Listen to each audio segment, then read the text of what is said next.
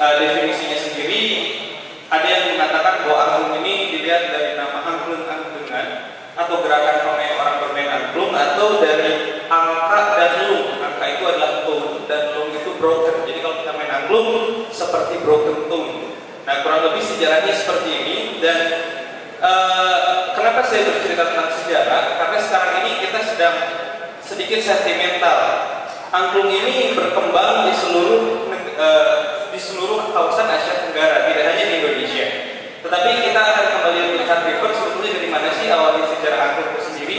Ini adalah perkembangan angklung yang berdasarkan penelitian berahli dan tahun 2000.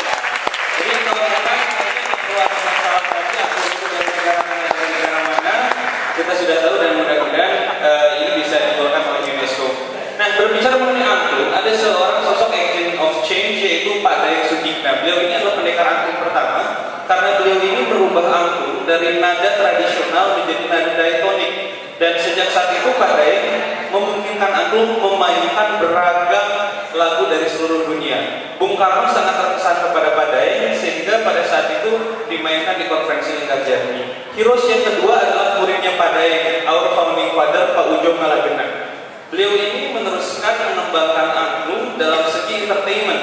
Nah, Pak Ujo ini membuat Saung Angklung Ujo, sebuah kawasan, sebuah sanggar seni yang memungkinkan orang melihat, mengeksplorasi, dan mengembangkan angklung. Dimulai pada tahun 1966 oleh Pak Ujo bersama ibunya. Jadi kalau Akang Teteh ke Bandung keluar tol Pasteur, itu lurus, itu 5 perempatan, belok kiri, di situ ada pelang Saung Angklung Ujo. Nah, bicara tentang Saung Angklung Ujo, ini ada gambar year to year, mulai dari tahun 1966 sehingga yang sekarang kurang lebih di tahun 2009.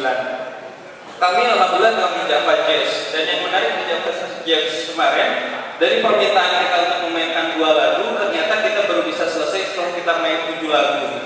Nah, ini adalah aktivitas kita di sanggar kita. Satu, sanggar kita berfungsi sebagai Center of Development Sundanese Art and Cultural Performance.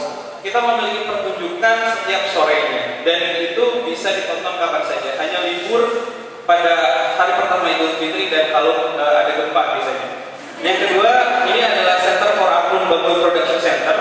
Di tempat kami memproduksi kurang lebih 20.000 angklung, dan ini dilakukan oleh masyarakat di sekitarnya.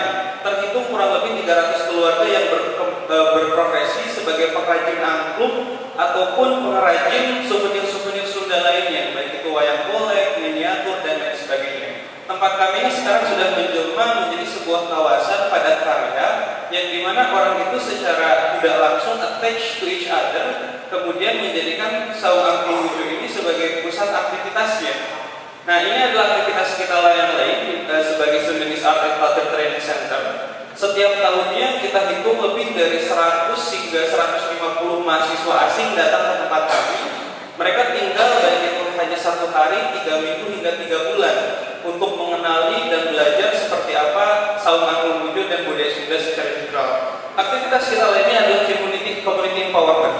Tempat kami ini dijadikan menjadi tempat untuk sholat id, untuk pemilu, untuk kemudian jumsih, untuk kemudian potong kurban. Ini menjadi sebuah public space bagi masyarakat untuk berinteraksi. Dan public space ini kita fungsikan bagaimana si tempat ini bisa empower people untuk mandiri, untuk bisa stand dengan kemampuan mereka sendiri. Terus terang sejak tahun 1966 hingga sekarang kita belum pernah secara langsung diberi bantuan oleh pemerintah. Jadi ini merupakan suatu hal yang tetap kita jaga dan kita cukup bangga.